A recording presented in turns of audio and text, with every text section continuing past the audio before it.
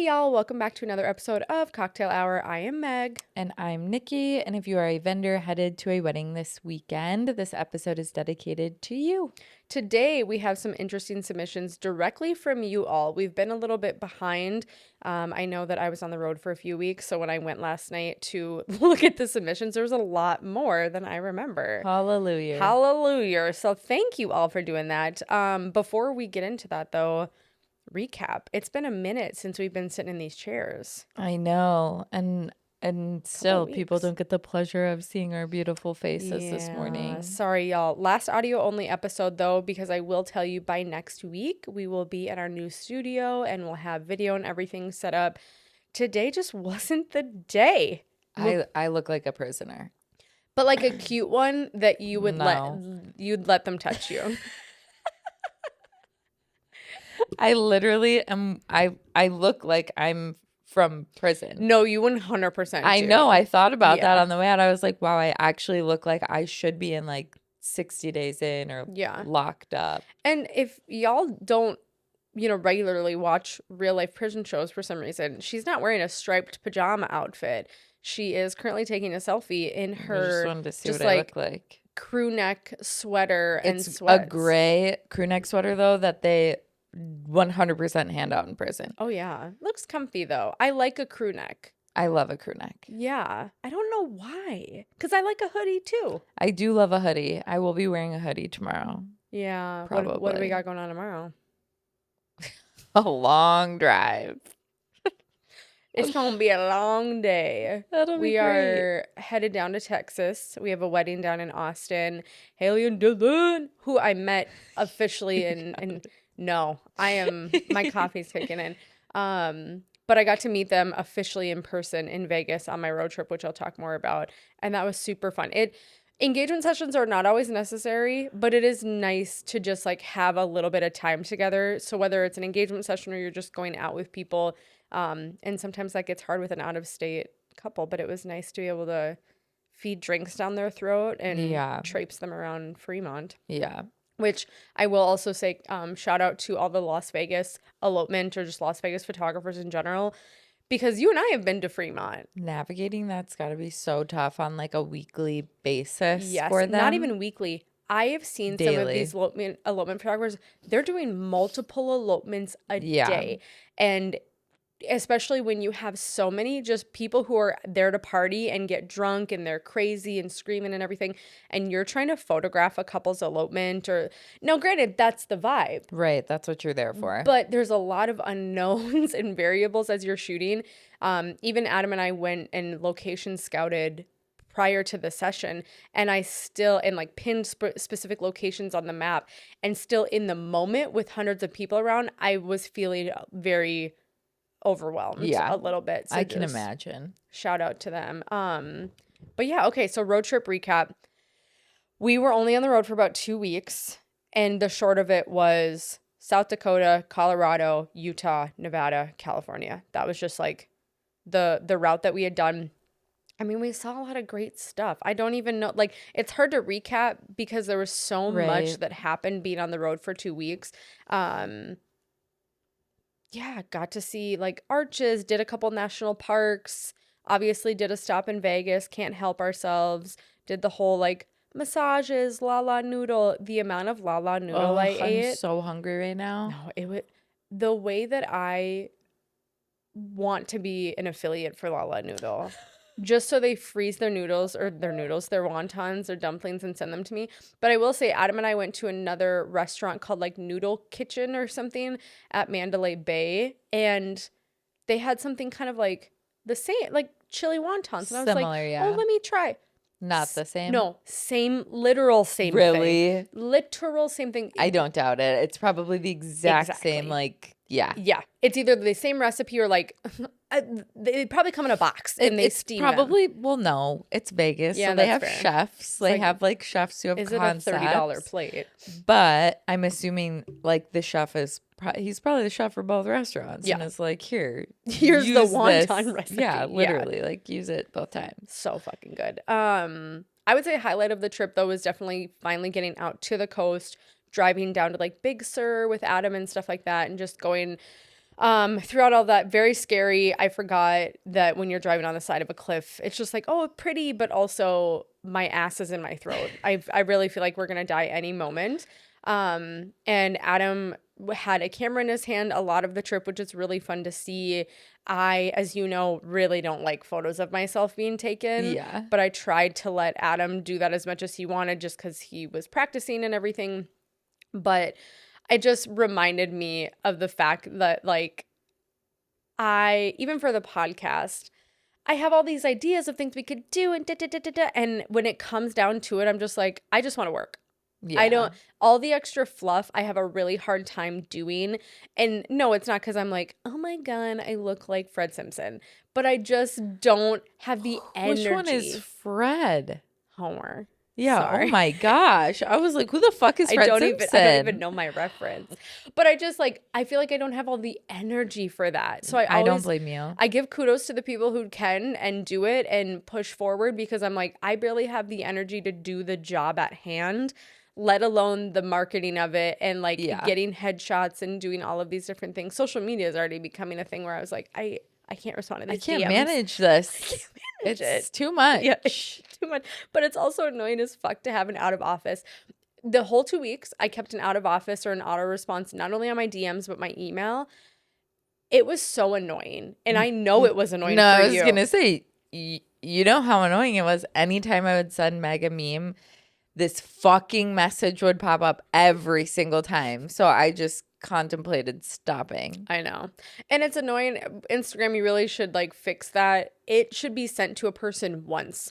Like, yeah, it doesn't need to be sent every single DM that you send me. Unless they like message you 1 week and then they message you again the following week and they're like, oh, Meg is still out of office. Yeah, maybe once a week. But every message. Then also, what is a bitch of it is I can't go find my unread messages because they're not technically unread because they all got auto responses.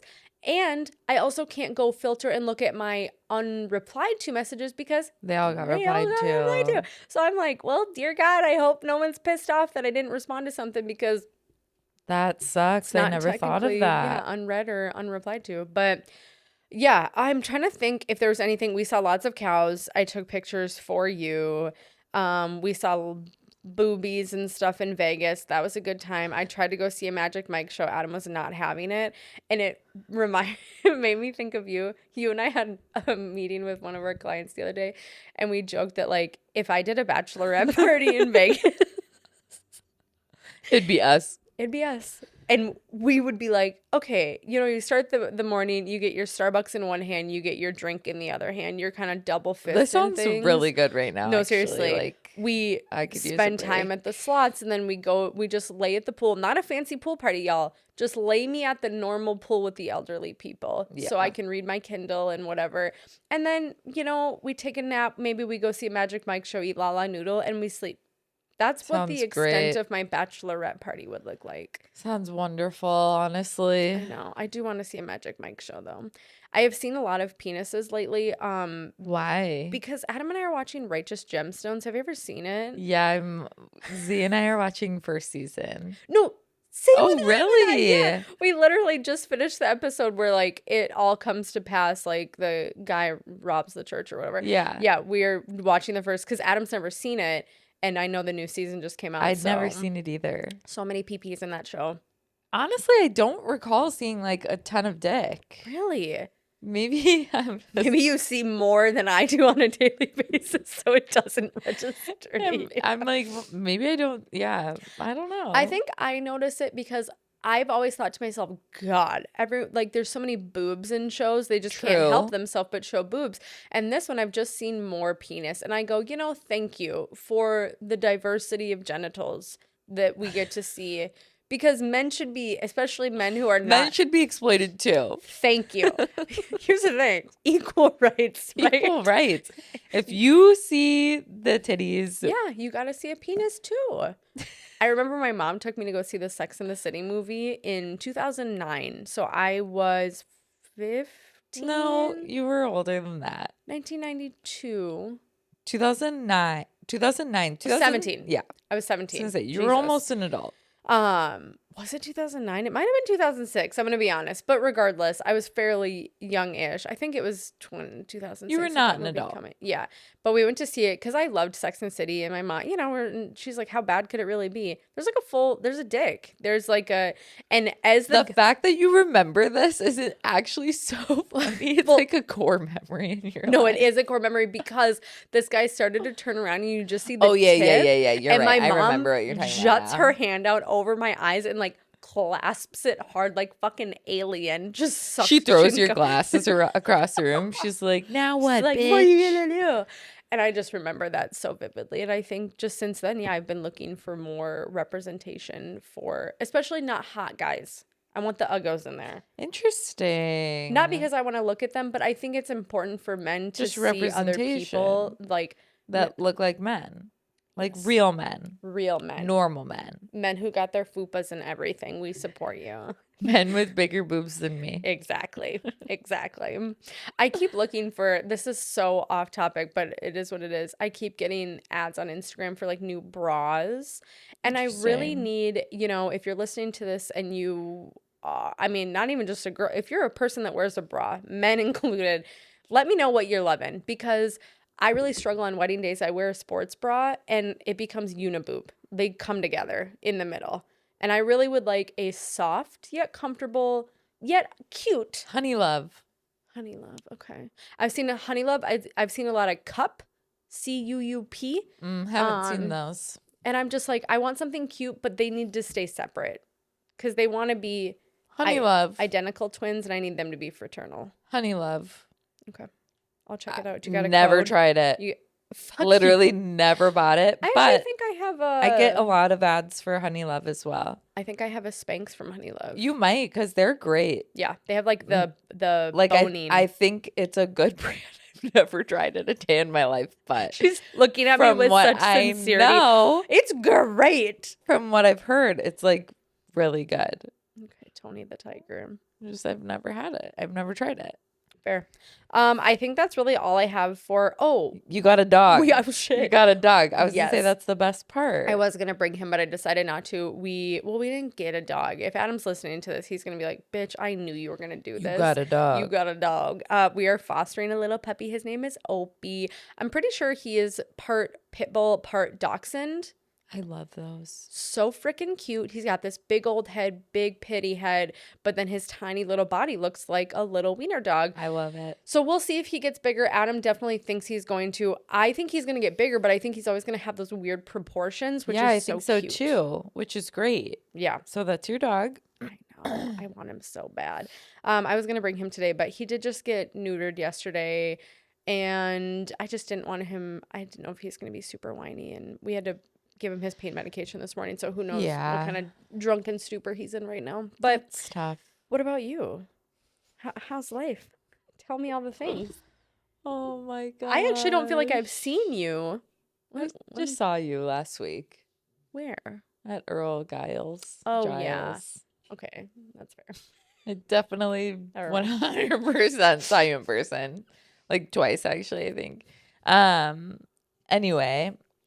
My life has been catastrophic. Oh, Jesus. Level 4 hurricane. I'm just kidding. I don't know the levels, but yeah, things have been crazy. I've just been like really sick and trying to catch up on life and work and run a business and start another business and yeah, things with the social suite. As one of the founders and owners of it, it has been a really wonderful thing. But as anybody who's ever owned a business knows, that shit is tough. Oh yeah. And especially a business where you're kind of having more of like a storefront and not really running things from home, and you have a space where you're actually operating out of, it's really difficult when you're dealing with other people. So like for us, we've dealt with our landlord or our contractor, other tenants within the space that we were renting out of. And it has been really hard. I think like that part of running a business goes unseen a lot of the time, because if you're ever, a consumer of a business, you're like, oh, this is great, everything's up and running. And what you don't see is all of the stuff on the front end when you're busting your ass and, getting your heart broken here and there over specific things. And so we've really just run into a lot of challenges. And I spent a week having a cold because I did a 4-day like nanny stint where I stayed at my former nanny family house while the parents were out of the country, and watched the girls with my mom, and caught a little cold. And just right as I was getting better, I got really, really sick. And Craig seems to think it was like stress-induced IBS flare-up, because even though we joke about my IBS on here, I've had literal chronic IBS. I was diagnosed when I was 12 years old as a little kid, and I have been treating it ever since. And I don't treat it the best. I mean, I still treat my stomach like absolute shit. Well, you still want to live life. I'm still trying to live a little. I'm still trying to have fun, be quirky, and have my cute qualities, about myself with my IBS. But it was really bad. So I'm still kind of recovering from that. I don't know exactly what happened. If there's any gastroenterology experts out there listening to the show, feel free to send me a message, because you girls I think they exclusively listen to this podcast. Yeah, and honestly, I'm a gastroenterology girl. Like, I literally was an endoscopy technician for years, and still I am. And so I could easily just, reach out to one of my coworkers and be like, hey guys, what's going on with me? But yeah, I'm just trying to pretend like it's not happening and that I'm totally fine, and it'll all work in my favor. There you go. I'm manifesting goodness. I think that stress-induced things is very real. Yeah, it is real.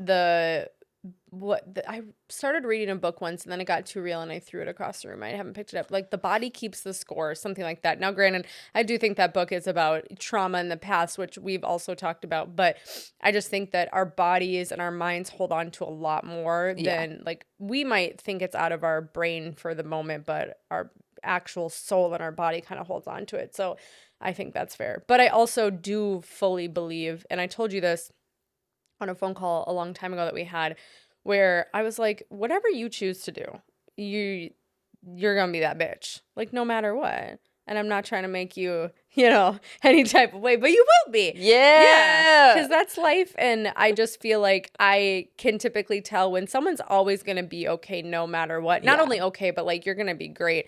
It just, like you said, the growing pains. Oh man, they're a bitch.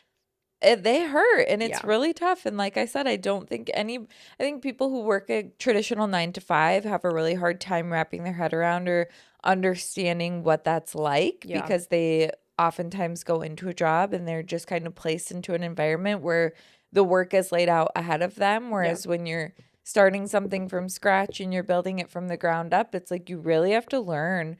And a lot of the times you're learning through trial and error, which is really tough and makes it really difficult. And unfortunately, with the social suite, like, we love what we're doing and we believe so strongly in what we're doing. And we ran into a situation where, and if you follow the social suite on Instagram, amazing. You'll have like a great update from us publicly coming soon.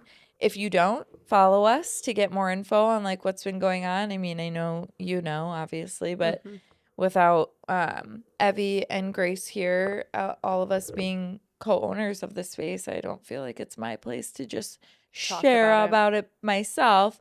But we are sharing kind of what happened to us, because it's not been fun. Yeah.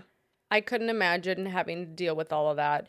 Just knowing when you and I start our photography businesses, like, we're kind of just dealing with our own bullshit. Yeah, but we're not it out. Yeah, but we're not having to deal with other people's bullshit and all that stuff. So more to come on that. But yeah, like I'm excited for Texas. It's gonna be good. I'm excited to just like hit the road. I love a road trip, and like not a road trip in a van that doesn't go over 65. Like, that's different. Everyone listening right now, just tell Nikki to fuck off. I'm just saying. I'm just, I'm just saying. After being in the Subaru these last few weeks, Yeah. I will say it was so much nicer than being in that van. Are you kidding me? She's a smooth rider. And we can go fast. We can zoom in and out of lanes a little bit. We can get to our destination safely in a very much more timely manner. That's true. So, like, it'll take I love us, that. It was what, like 13, 14 hours, something like also, that. the fact that we couldn't figure out the fucking Bluetooth in the gosh darn freaking van when we were in San Diego. We could not figure out how to connect our phones. And so Meg was playing a fucking armchair excerpt podcast from her phone in this loud, rattly truck. Putting it in the cup holder so the sound reverberates. And it was the struggle bus of our lives. And finally we got to a gas station where we found these two abandoned dogs, basically. But they weren't. They lived in the trailer park down the street. But here we are in the freaking dirt trying to get these dogs to come to us. I opened her snacks and I'm throwing these little peanut butter. Within these moments. little peanut butter crackers to try to lure the dogs in. And Meg looks at me like, did you just open my fucking snacks? And I looked at you and I said, did you eat all of my Sour Patch Kids yesterday? Because I think we're even. Yeah. And I'm trying to rescue a dog here. I could not stop snacking on that trip. I wasn't taking my shot. And I gained so much weight in that very short trip. And, you know, I'm kind of a snack fiend. And then the THC of it all. Yeah. I was like, I need Sour Patch Kids. I need them now. And they were great. Yeah. Like, it worked. But I do think tomorrow we'll get down there in a day. Yeah. Like, it'll be great. It'll be completely fine. We have Thursday to kind of chill. Then Thursday evening, we have rehearsal dinner, then wedding. Yeah. And then we're coming home Saturday. And I'm assuming we'll be home Saturday kind of later in the evening. But bada bing, bada boom. Done. Quick and easy. Quick and easy. Yeah. I'm excited. I'm looking forward to it. Me too. It's going to be beautiful rehearsal, beautiful wedding day. I think it'll be cool too. Like Austin, Texas. Yeah. I'm buying us cowgirl hats. I don't on think Thursday you before the know rehearsal. how much those are. Well, I'm not buying the expensive ones. Gets, like, Who the fuck do you Stetson think I am? hats. Yeah, I'm literally buying like a straw hat, bitch. Just go to the Amish on the side of the road. Actually, though, you know what? I'm not buying yours, but you should buy your own, and we should get those nice Like, cowboy nice-ass hats that ones. they literally mold it to your head, and then you can brand your initials in it, and you can customize it. We should do that. You have the Beyonce concert coming up, I and was it's gonna Cowboy Carter, say. and you should treat yourself. Maybe I will. Maybe I will, because I got some thrift store cowboy boots. They're like $200 for the hats, but I'm okay with that. You know, after everything that's happened in the last, let's say, month or so, I know you know me as the person who goes like, if it's under $500, I act like it doesn't cost anything. And it is crazy how my mindset has changed around things now where I go, how much is it? Yeah, but I'm no longer fine. tipping. When I go to a I'm no certain longer restaurant. No. Hold on. Don't clip that. That's not what I mean. When I go to a restaurant, if I get a bill that's under $40, like if I get a bill that's $20, I'm tipping $20.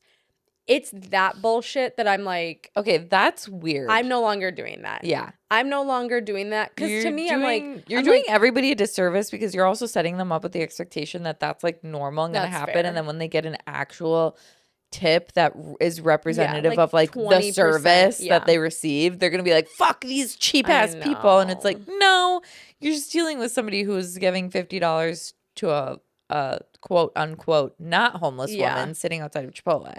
Who has contacted me since, if any of you, I don't know if we told you this originally. Here's my thing. Nikki and I are very similar in this, that if we see someone in need, we jump in, whether that be like, please come into the coffee shop. We will get you coffee. We will get you a lunch. Like, we will sit down. give you the literal jackets off our backs and our hats 100%. and our gloves. Like, but when we were in California, I was approached by a woman who I think was just waiting for the bus to go home. She 100% was waiting for the bus. She was fully clothed. She didn't have any bags with her. She didn't have any like blankets or suitcase. Like she didn't have anything that was indicative of the fact that she was unhoused. Yeah. And I will say that's not always like, it's not always appearance, like doesn't always represent whether people are unhoused or not. I know a lot of people who struggle. They have ways where they like, you know, do their best. Yeah. But this specific woman, when approached, she wasn't giving unhoused, in need. She asked us for cash. And we didn't have cash. So I offered to buy her dinner. Yeah. And she straight up looked at me and said, I already ate. And I said, okay, well, I'm so sorry you don't have cash on me. She looked at us and she said, well, do you have Cash App or Zelle? Or Venmo? Or no, she said Cash App or Zelle. And we said, no, unfortunately, we don't have those. Yeah. And she goes, what about Venmo? Yeah. And I looked at Meg. And at that point, I'm like, you know, I will, like I said, give anybody the freaking socks off my feet. I will give you my shoes. Yeah. I will do anything for you if you're in need. It gets to a certain point where you're like honestly asking to the point where it's like, okay, fine. Yeah. Here's $5. No, you know what Meg did? She Venmoed $50. I looked over her shoulder and I looked at her and I was like, this is not okay. And you deserve to be taken advantage of, honestly, at this point. Because you should not have done that. I know. I think in the moment I get so like overwhelmed. God. Yeah. Like, what if I only send her $10 and she kills me? I don't know. I think I could take her. She was kind of an older woman. But I just feel, you know what happens, honestly? That white savior bullshit kicks in. Oh, no. It really does, of going like, I need to be the person who really helps this lady out today. I don't have that. It's because I'm not fully white. Yeah, that's fair. You got a little zhuzh. So no, I literally, like, I was like, no. We're not doing my that. ancestors have been through enough. I don't need to give this woman money. But so I give this woman $50. I Venmo her, okay? It is what it is. I go buy my $20 goddamn Chipotle burrito. Talk about being robbed. And it was so good, though. It was so good. And then we move on with our day. A week later, this woman is commenting. Talk about elders in technology have really progressed. Hello. Because she is now commenting on the Venmo transaction, asking me to manually send her more money. And I was like, girl, if you only knew the money issues I was going through right now. I'm like, actually, I could use that $50 back. You're like, send it back. Send it back. But I do get in that habit. But then just the other day, I will say I'm at the gas station and there's a woman in a robe standing in front of me trying all these different cards. I can tell she's had a morning. For sure. When people are struggling. Yeah. And she has not asked anybody to help. She hasn't even turned around and looked at any of us. I can tell she's embarrassed. And I'm like, I got you. No, like 100%. I have been in that position where everything is going wrong. Your cards aren't working or whatever, or you're short this week, what have you. And I just looked at the attendant. I was like, please fill up her tank and I will pay for it. That's no problem whatsoever. Yeah. And I've never seen someone look more thankful in their entire lives, but also have that twinge of like, I'm so sorry that this is even happening. I'm like, baby girl, that's life. Well, and I think that the people who are like that, like you said, are people who have been in that position before, who have had to help. Like I've done that on many occasions too, where it's like I know what it feels like to be in a position where I'm like running my card and I'm praying to God that the transaction goes through. Like I completely get that. I've seen my mom go through that growing up. Like, I never want to see somebody else in a position like that. So, yeah, if I'm going to fill up your gas tank or buy you food or, like, whatever you need, I'm going to do it. Yeah. But if you're asking me repeatedly on Venmo comments to send you more money. That's totally different. Yeah, agreed. Yeah, you know, she got me outside the Chipotle. I just wanted to get in there and eat some food. Again, I wasn't taking my shot. I was ravenous on our trip. It's okay. Ravenous. I need Chipotle right now. Anyway. Agreed. Okay, let's hop in and take a look at some submissions that y'all sent. All right. Story number 1. Wedding vendor dress code. I'm a florist and looking for advice on wedding vendor dress codes. I feel like this topic has so many mixed opinions. I once worked a very high-end wedding where the planner was dressed in literal gray sweatpants, crewneck sweatshirt, and flip-flops. Essentially what I'm wearing right now. Another vendor was in a casual but branded t-shirt, baggy jeans, and grandpa white tennis shoes. I could not believe my eyes. And if I were that couple, I'd be pissed after spending that much money to see vendors dressed like that. At the same time, though, as a florist, my job is dirty and sweaty. We're busting our butts in the blazing sun for 2 to 6 hours, then leaving, usually before guests arrive, but not always. I often dream of wearing athletic clothes and a hat to combat the heat and sun, but fear it's too casual. Where do you draw the line between professional and practical? What vendors can get away with more casual attire? I'd love to hear your thoughts. Thanks in advance. You guys are killing it. Okay, thank you, first of all, for that beautiful comment at the end. Agreed. We both need that mentally. We really need that. Like, clearly, as I'm like having the worst IBS flare up of my life or norovirus. Couldn't tell you which one it was because I heard norovirus is nuts. Well, I might have had it because you were going through it. I went through it. It was, yep. Anyway. Anywho. Okay, so for this, I think that there is a line to draw at times. I do understand being comfortable 100%. Yeah. I do think that's within reason. Now, it also depends on our guests there or not. Let's start there. I know wedding planners who will have a certain outfit on before guests get there because they are and then change because they're sweating, they're setting everything up, they're doing all this stuff, and then okay, guests are set to arrive in the next half hour. Let me go change. That makes total sense. So I do wonder if in situations like this, and I think they had said they're a florist. The florist is there earlier in the day, seeing people dressed a specific way, but then they leave before guests start to show up, so they really have no idea what people are wearing. But on the flip side, I've seen some people wear things not that are comfortable, but that are just inappropriate. Wildly inappropriate. Put your titties away. Like, I have been in the same. Yeah, things like that where I go, okay, there's a comfortability level, but then there's like one of those bad boys is going to pop out. Yeah. And I'm going to get yelled at for it. Yeah. So let's not do that. But I don't know. What do you think? I think I agree with what this person is saying. Yeah. I do. Because if you're talking a very high-end wedding. True. Very high-end.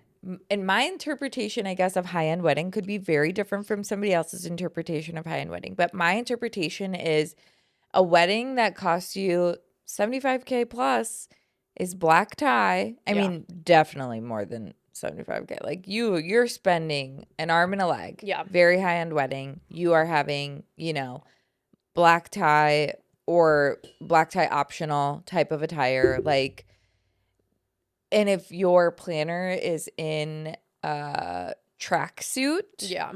Before guests arrive, like you said, totally get it because you're running around doing doing 10,000 steps in the first 5 hours of your day. Yeah. However, if guests are arriving and you are still in a tracksuit and you look like you just woke up, I think that's concerning. And especially if somebody is also wearing, a casual but branded t-shirt, baggy jeans, and white tennis shoes. I think that is more of the Gen Z, street casual streetwear fashion, it sounds like. Yeah. And a lot of photographers these days, and it didn't specify whether this is a photographer or not, but a lot of photographers and wedding vendors in general are a lot younger. Yeah. And so I do think that there is a little bit of a age differentiating thing too, where somebody like me, I would look at that at a very high-end wedding. If I showed up and my second photographer showed up like that, I would be mortified. Oh yeah. And so I think there's an age gap thing that definitely makes, a difference there because not everybody fully understands that. But also, if the couple is pointing out to you while you're talking on your consult calls and everything that this is a very high-end wedding, I'm not showing up in baggy jeans and a graphic tee. That to me is crazy as well. Match energy. Not only match energy when someone's being a bitch to you, but match energy when it comes to your couples and your wedding days and everything. I couldn't agree more. And I do agree that, but there is a line, and I just ran into it this weekend, where I wanted to up level, kind of okay, what am I wearing to wedding days? Not to say I look like trash when I go to wedding days, but I wanted a little bit more feminine of a dress, and then a nice black loafer, these Coach loafers. I had done my hair nice and slick back, whatever. Knowing that I'm still working my ass off. I'm gonna sweat during the day, but I can still look somewhat presentable, and give a little zhuzh to the outfit. And these shoes were the most uncomfortable thing I was wearing. Yeah. I almost cried. I had to take them off mid-rehearsal dinner. The back of my ankles are completely cut up from them. Bleeding. And so the next day, for the wedding day, I wore my Adidas Specials, like a little pop of color, a fun, sneaker. And I think you really could wear any sneakers that you want. No one's really quite going to pay attention to you. But I do think there is something to be said for like a little, zhuzh of an outfit on wedding day. I'm going to call out Lane Palm Plan. She always looks so like chic. And it's something that I always go, God, she looks good on her wedding days. Like when I see these videos of her and whatnot. But that's not to say she's not putting in effort, but it's not like this big over the top outfit. She just looks sleek and chic and brings a little personality to her outfit. Put together. She looks put together. There and we I go. think I like that. Being put together is yourself as a wedding vendor are a representation of your business on a wedding day. So I think from like a florist standpoint, if you're there before guests get there, wear whatever you want. Yeah. Like I think what could be really cool for a florist is like getting t-shirts made for you and your team that have your logo and your business name, and then being able to wear, leggings and sneakers because you are doing a lot of heavy lifting, you're doing a lot of work, you're doing a lot of sweating. Like get a t-shirt, but make it a t-shirt that is representative of you and your business so that when people do see you, they recognize like, oh, this is a business. This isn't just like somebody in casual athletic wear who's running around here, maybe a caterer who's showed up early and is setting up or something like that. Like if your whole team was wearing black leggings and a nice black branded, like well done t-shirt, I actually think that you would all look sleek. I think so too. You know what I mean? Like we all know that you're working your tushy off. I think it's okay that you're wearing nice leggings and, a sneaker. Yeah. Yeah. But I will say when I did a wedding recently as well, I actually did a double take because out of the corner of my eye, I saw this woman in a sea of people in dresses and stuff. She was wearing sweatpants, socks and slides, and a crew neck like mine, and hair was like a little disheveled. And she worked for the venue in some capacity. And she wasn't there all day, but she had gotten there like around reception hour to probably manage a team or something. But I thought to myself, you're sticking out like a sore thumb. I get that you're comfortable, but like everybody was like doing a double take of like, who is this? Who just showed up so casually to a wedding where everybody else is, in beautiful gowns and semi, formal attire. You stand out more than you fit in. And I think on a wedding day as a wedding vendor, like, yes, while a lot of the times we wear black, and to some people that might be standing out in some quote unquote, way, whatever. I definitely think that what I saw stood out 10 times more. I also worry when people are like, oh, the black and, you stand out and like, oh, it's not that professional. Baby girl, I'm not wearing this to be professional. Right. I'm wearing this because I'm dying underneath it. Yeah. And if I wore any other color, you'd be like, look at this disgusting hoe trying to capture this wedding You would see swass. Yeah, so wet. You literally see it start at the nape of my neck and you'd come down. So I promise I'm actually trying to do you a favor by wearing this black dress. So and I do think black looks chic, and I do think it looks professional, and I don't think that will ever go out of style. Yeah. And if I have a couple who is like, we want all of our vendors to wear like bright green because it's a part of what all of our guests are doing. Okay, fine. I'll do that. Fuck it. I'll wear that bright green, whatever you want. But if you're not, if you're not giving that direction, then I'm wearing my black fit, and I am somebody who also does like to like sleek back my hair and like look very nice and presentable for a wedding day. Yeah. And I'm like that just in general, I think. Like, yes, I will go anywhere looking like an absolute rat.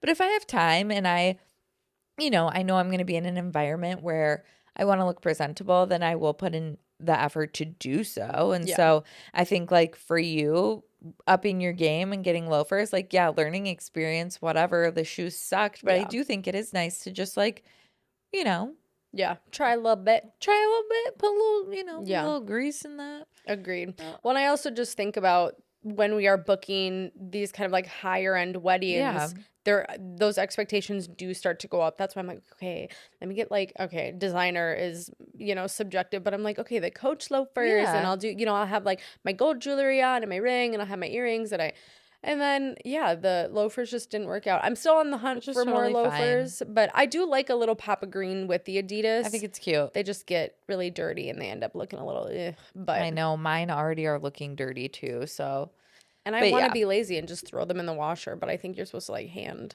Yeah, those ones, them. Because of the material on the outside, you definitely don't want to throw those in the washer. But I don't have the patience for that. Speaking of patience, I forgot to tell you, I am actually surprised that Adam didn't drive us off a cliff, because on our road trip, I realized very quickly I cannot be pleased when it comes to someone else's driving. And I'll give you a very real life example. When you're driving the Subaru, I'm thinking, I'm surely going to die in this car. I know. Because, though, I don't think you're being a crazy driver. I think it just feels crazy in the passenger seat. You know what I mean? You can feel everything. You feel less in control. I will say I've never been in a car accident. I have always been a very, like, defensive like, very smart driver. Yeah. Mainly because I learned to drive at the age of 11 because my mom was a literal crackhead. And I had to. You're like, I gotta get to band class. No, I literally was actually like, okay, gotta get you like to a hotel. So anyway, trauma. But I have been driving for like, I literally stole my first car at the age of 14, like chilling, cruising in my freaking Ford. I was gonna say, I'm surprised by now you don't have like a face tattoo, a teardrop tat. An ex-husband who you stabbed, but for some reason he's the one in prison, like rolling down 14 years old in your stolen car. But I will say, driving, like I am one of the best drivers I know. Yeah. And like I do have friends though who are like, in the passenger seat, but that's also because they're very cautious drivers. Who are like, and I'm not saying that's you, because I don't think you're necessarily like the most cautious driver. No. But I have friends who are like very cautious drivers who get freaked out. And I'm like, okay, but this is also because like you don't know how to drive. Yeah. And like you're afraid to go through a green light. Very tentative. Like, can you just close your eyes, put the seat back? Yeah. Like, we're going to be fine. And I'm also saving us 20 minutes. Yeah. So like chill out. Yeah. I get that. And I do trust you. Otherwise, I wouldn't sit in the passenger seat and let you drive the Subaru. I do trust you. But yeah, I'm like in the passenger seat thinking, holy shit. On the flip side, Adam, he's driving. And it's the complete opposite. Okay? That's so funny. It's a green light, but like those signs happen to be a half a mile ahead that start blinking that say like, hey, be prepared to stop. He's slowing down. He's slowing down. And I look at him at one point. Criminal. And I this is how crazy I am.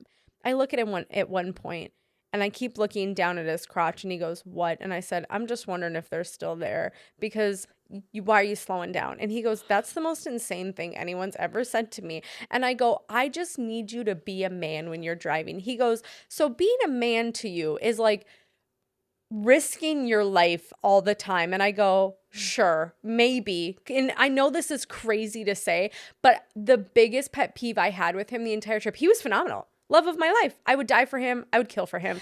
But watching him drive tentatively, I'm like, just fucking drive. It gave you the biggest ick. It did. And I love him so much, but I'm just like, I need you to be aggressive while you're driving. And he goes, aggression, he's like, people die. And I go, well, then we die. I don't know what to tell you. Like, that's a risk I'm willing to take for us to just get there 3 minutes earlier. And he's like, you're a fucking psychopath. Like, and you go, I know. Yeah, I felt so bad for him on this trip. I had no patience whatsoever. Fine. I know he chose this life. Yeah. He's the one who put the ring on my finger. He knew what he was getting into. I tell Craig that all the time. Yeah, you knew what you were getting into. I'm like, why'd you propose? But I didn't understand how much of an issue that would be for me watching someone else drive. the opposite of how you drive. Which where is I'm so like, funny. I'm Goldilocks. But I also just don't think I'm happy unless I'm in control of the vehicle. Yeah. I'm that's always fair. going to be thinking, what could you be doing differently? Which is a huge issue in life. And I will tell you to shut the fuck up. Oh, yeah. No, I remember one time we were driving and I feel like I was looking over and you were going to be like, bitch, I'll fucking I'm opening kill the side you. door Just and I'm pushing you. kicking you out and I'm taking this big fat fucking van and I'm taking it, I don't know, driving myself off a cliff in it. I know. I need to really work on that. No, it's fine. I feel like I'm actually not bad at it. I used to probably be like a way worse like backseat driver. Yeah. But at this point, I'm like, you know what? Like when Craig drives, if he stops at a stop sign for a little too long though, I will look at him and be like, go. Yeah, like what are we sitting here driving, Miss Daisy? And he does do that. He stops at a stop sign and he fully stops. Full, like beyond fully stopping. I'm like, do you want to turn the car off? You want to park it too? Do you want to play Go Fish You for a quick round? Let's play some mahjong. Adam's Like, one of hello? those guys where if he's in the fast lane and someone's behind him clearly wanting to pass him, he's not moving over. Correct. And I look at him and I go, can you see in your rearview mirror? He goes, yeah, why? And I go, this guy's trying to fucking go around you. Get out of his way. And the worst part is I don't care about the fucking guy behind us. I'm irritated with people when I think that they are being like a nuisance to other people. I'm the same. If you stop in the middle of the airport as we're all walking, like if Adam does, I look at him and I go, you are inconveniencing other people. Let's go. And I don't know what that is about me of why I have such an issue about inconveniencing other people. That's childhood trauma. Fair. Yeah. It enrages me where I go, you're not thinking about how this is impacting other people. And Adam's like, I don't give a fuck right now about other people. I can't find my passport. Next thing you know, you got a driver zooming around you, flicking you off. And I'm just looking like, sorry, sir. Yeah, sorry. If it were me, we'd be in the other lane right now. Or I'd be so fucking far ahead of you that you wouldn't even have an issue. Yeah. Oh, anyway. good Lord. Anyway. Clearly we're just normal girls, guys. Just normal girls. Need to be medicated. Just normal girls. Okay, so next submission is a hot take content creation edition. So I thought this one would be fun to lay at your feet. I haven't even read it. You're doing some content creation as well. And it is definitely, this is not just a Nikki thing. Content creation is here, y'all. It's here. And it's here to stay. So here's a submission from someone recently married. Hot take. Content creators have their place, but completely taking over the quote-unquote video aspect of a wedding day is insane. Like, do couples even really think about this? In 20, 30, 40 years, are you really going to watch your only wedding videos horizontally on a TV or vertically on a phone the rest of your life? Do you want full ceremony, speeches, etc. of big moments or only pieces of them? I can't imagine not having my wedding video horizontal and not hiring a videographer to capture those moments, especially in full length. I do not want to whip out a phone to view it. I want to snuggle into my loved ones and view it on a TV altogether. And if you say content creators can do full length horizontally, then wouldn't you agree they're stepping into videography territory? Just my hot take. Content creators should communicate that with their couples, as I think this is a huge disservice to not at least give them, the couple, the option to consider this. And then that second part is another video submission. So as someone who does content creation, I'm throwing that at you. I wish this was on video so everybody could see my face right now because I'm cheesing so hard. First of all, if you have a couple who is so wildly unaware of what iPhone footage is and what cell phone content creation is versus like thousands and thousands of dollar video camera, then I think there's a different issue. I think that's like, yeah, and the best part about this submission, I will say, is that there's pieces of it I agree with and pieces of it where I go, well, okay, so this feels very emotional to me. It feels like we ran into something and you're not very happy about it. It feels like maybe this is like potentially a videographer. Oh, even? Yeah, okay. Who's like, yeah, feeling like their territory is being encroached on. Yeah. But also is approaching it as somebody who's been married, which I totally get. because as I've also been married, let me tell you how many times I watched my traditional wedding video that I got from when I got married, which I was like obsessed with for a week. Yeah. And then I never dug it out of my email ever the fuck again. And did I ever throw it on my TV? No, I never did. I never not once put it on my TV. This feeds so well into the second story that it's a very short submission. I will read it in a second because it ties in really well to what we're talking about. And you're going to get a giggle out of it. But to this submission, to whomever submitted this, I get what you're saying when couples need to think about it. Do I think that content creators, there should be this expectation of like, well, you need to communicate that this is not a horizontal full length. I'm pretty sure they do. I'm pretty sure every investment guide that I've looked at from a content creator goes like, okay, it's 10 hours of coverage of iPhone footage. Like, if it was these full-length beautiful films, then why isn't your grandma doing it instead of you paying $1,500 to a content creator? Of course, the equipment's going to be different and the expectation's going to be different and whatnot.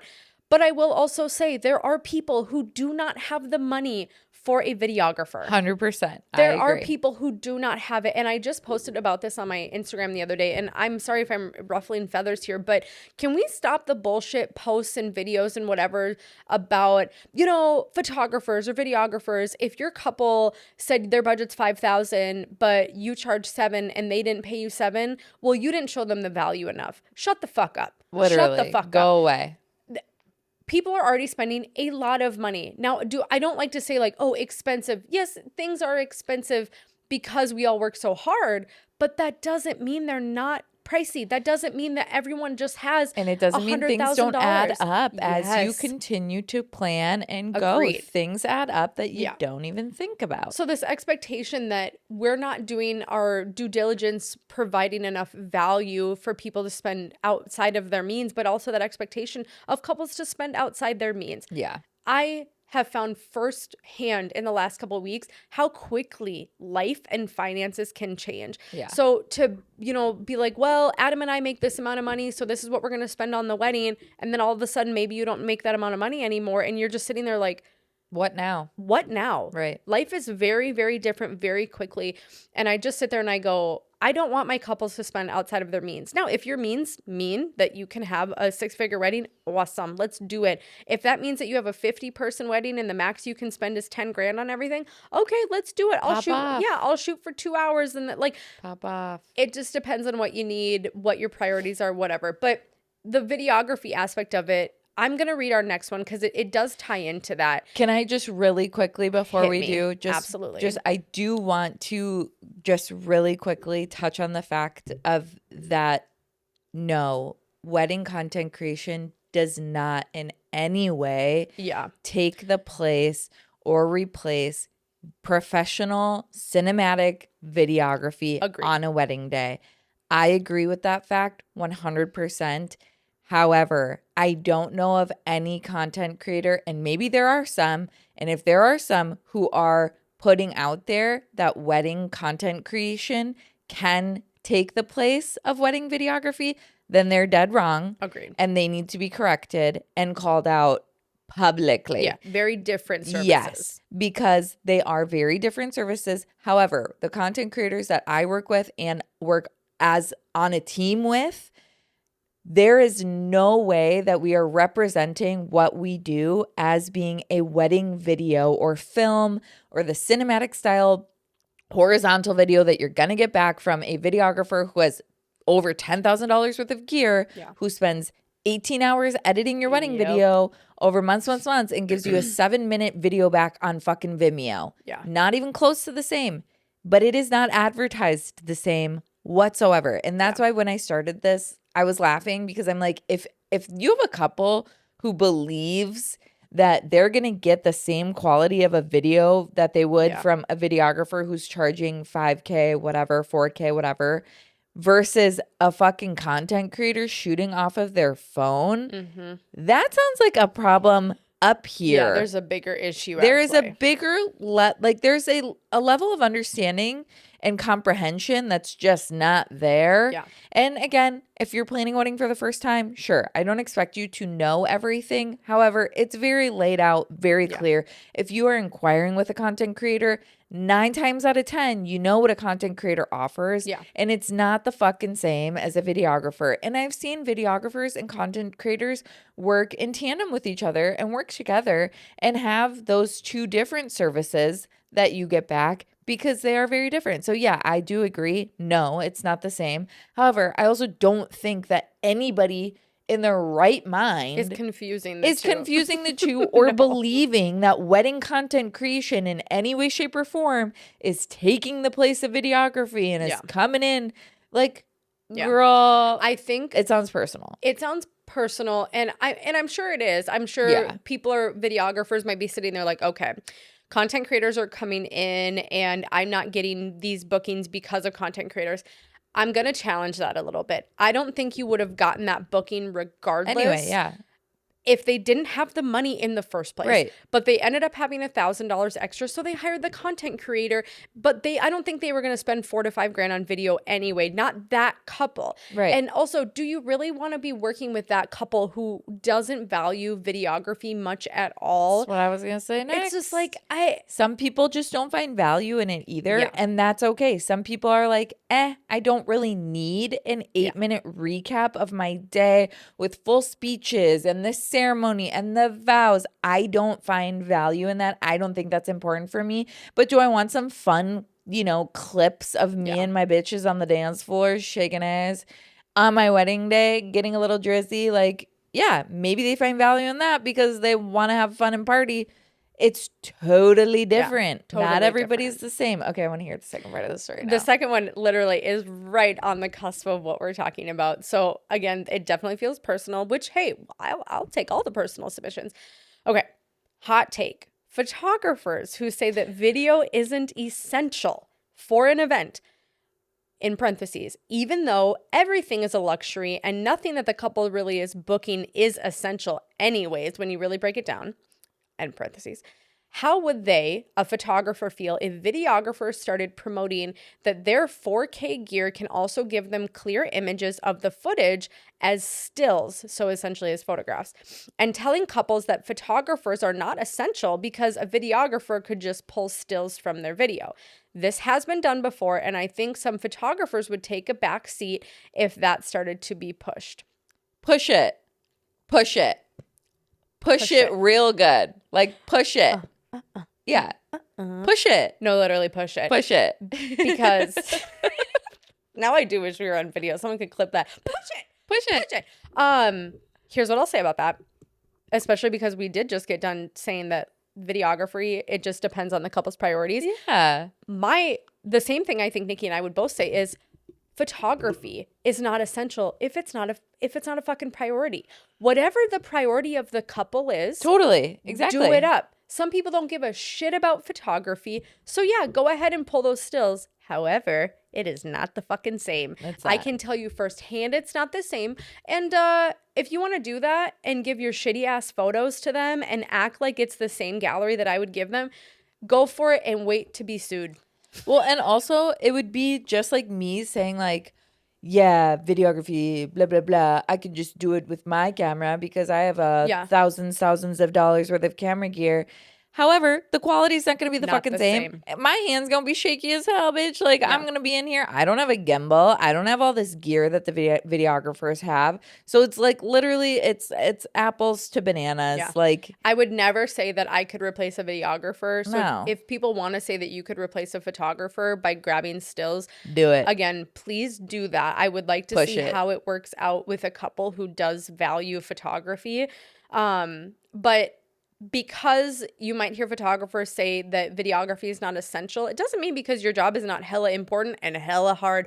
It's because to some couples, it's not their top priority. You know what's also not their top priority? A full plan and design. Maybe they just need a day of coordinator. Yep.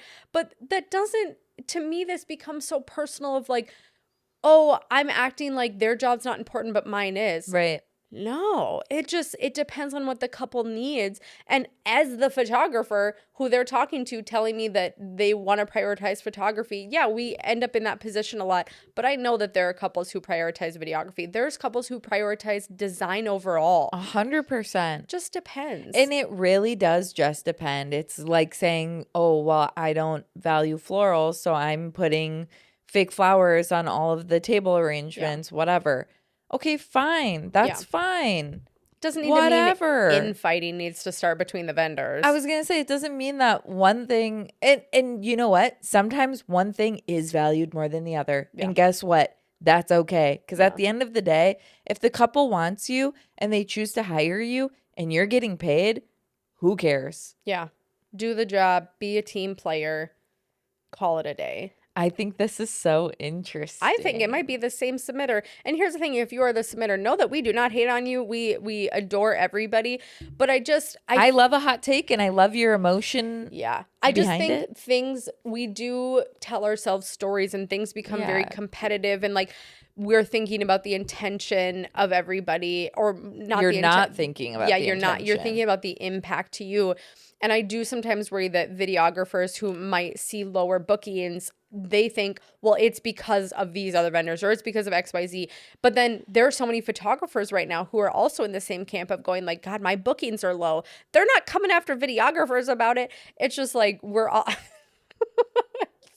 we're all just trying to do our best. And I will say, though, Adam and I have been talking about partnering on Louis. And we've been in talks about like, how can we bring more value to couples?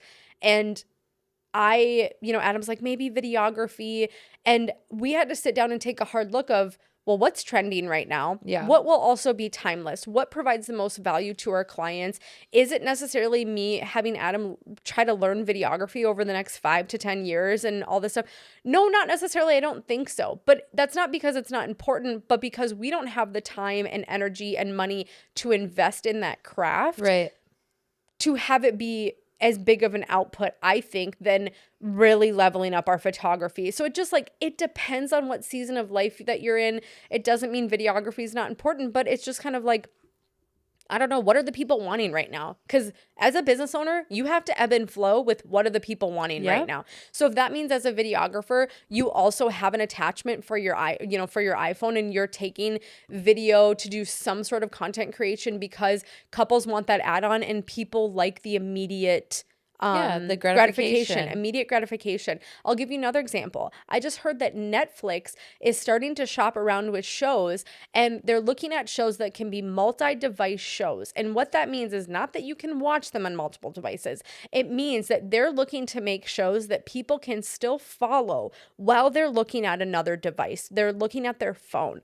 And now, as disgusting as I think that is for humanity, it means like people are watching television, but they're also on their phone at the same time. People are not just watching the media, right? They're not watching the show or the movie only. They're not locked into the TV. They're always doing something else. They're always on multiple devices. So Netflix is trying to ensure that they're in the game making shows that people can follow the plot and the characters, essentially that are simple enough where you can be on your phone at the same time. As disgusting as I think that is for humanity and our just, well-being. Our brains of, being able to pay attention to one thing at a time. I think that Netflix knows that this is what's happening right now. This is what's happening, so you have to ebb and flow with it, which I know is we're becoming Wall-E. Yeah, it's completely different than what we're necessarily talking about, but in the grand scheme of life, this very short little chunk that we'll have, not only in life, but the time that you're a videographer or photographer or wedding vendor, you got to ebb and flow with the trends and with the times, and I do think, yes, there's something to be said about some timelessness of little things that you're doing, but the most successful, I feel like, wedding vendors out there are the ones that can pivot. Yep. It's all about the reframe. Have you seen that Kiki Palmer video? I love her. All about the reframe. Nothing happened to me. It is just a reframe in life. Yeah, and you just got to figure it out. Agreed. That's all we can do as little small business owners. Okay. I feel like that kind of wraps it up. I feel like we answered, to the most part, the original submission about content creators. Yeah, we did 100%. Well, I guess what was the last question here? How would photographers feel if we were blah, blah, blah, yeah, we answered that. Do it. I don't I care. more mean I don't like feel anything. the content creation aspect of it where they asked, Yes, we answered that. do you want full ceremony speeches, etc., or just little clips of this? Guess what, though? A content creator can do that too. Yeah. So I, as a photographer, have set an iPhone up for a couple on a tripod for their ceremony. Yeah. Because guess what? That's all they wanted. Yeah. They did not ask for a videographer. They didn't want to pay for one, and they just didn't want one. It just was not in their wheelhouse, but they wanted to just have a long video of their ceremony. I've done this on multiple occasions. Yeah. It's not hard for me to walk back and press start on an iPhone. Do I think the couple is under the impression that that's going to be the same quality as being mic'd up with a, thousands and thousands of dollars worth of gear camera taking video of them? No, With but they mics don't and everything. care. Yeah. They don't care. They just want a little something.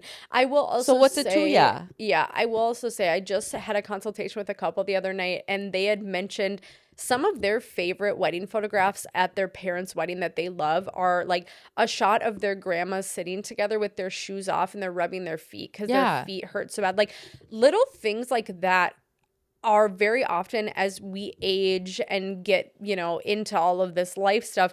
Those are the photographs. Those are the memories we want. Like the little iPhone clips and stuff like that are so important. Yeah. You don't think they're important when you're taking videos of your dog and then your dog's dead and that's all you got to look back on. Right. So it's just like, I also don't think we should shit on aspects of that where I go, well, I agree. I think Jose Villa is the most amazing photographer, but do I think that those couples are going to be flipping through those portraits, when they're 70 years old and that's all they care about? No, but they're going to love the in-between moments that he also took.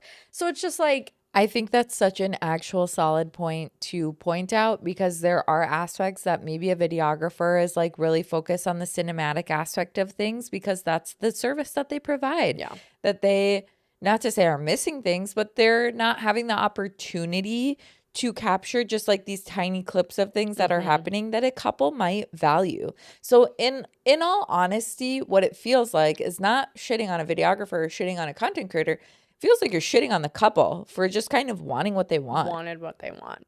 Yeah. And like the perfect example of that, like you said with the grandmas, I actually did content creation this past weekend for a wedding where the bride surprised the grandma with a dance. I think the grandma was recently bereaved and like it seemed like she really missed her husband. He was mentioned a lot throughout the day.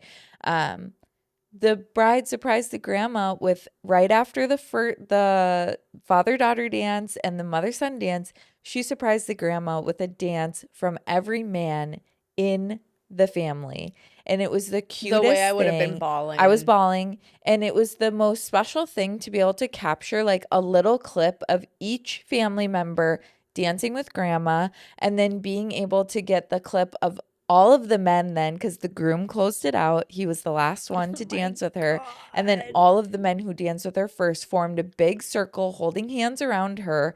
And as she danced with the groom, and to be able to clip all of that together and make a longer video of that one specific experience, the way I was crying doing it, and then to capture the grandma with the bride at the end embracing, like you can still get all of these really great moments like with your iPhone. So I just think it's like, it's not the same quality, obviously. It's not going to be, all perfectly in focus, color graded and this, and that. It's on an iPhone, but it's what the couple wanted. Yeah. And that's okay. And sometimes that's all you need. Yeah. You don't need, you know what I mean? Some of my favorite moments of life are little iPhone clips. So again, I think videography is incredibly important. Me too. Shout out Courtney Ray. I love you so much and I love your work. Alicia Films. I also love your work. But like not everybody can afford it and that's totally okay. Right. And just let everybody do their thing. Just let them do what they want. If anything, you're just pissing yourself off. Yeah. Like you're just making yourself angry.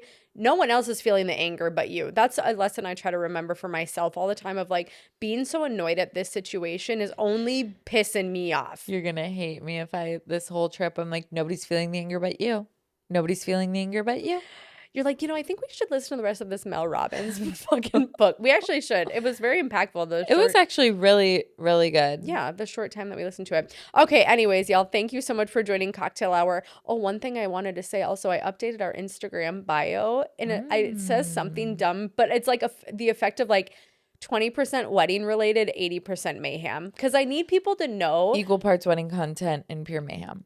There we go. So you got to change it though, because it is 20/80. Oh, you want to do equal part? Okay, fair. We can do that.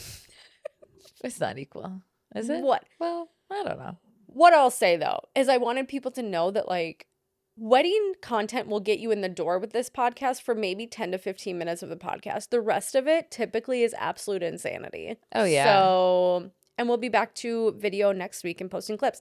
Anyways, thank you so much for joining this cocktail hour. Don't forget to subscribe, review the pod wherever you listen.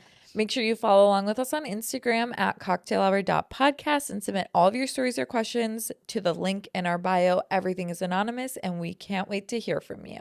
And we'll talk to you later. Bye.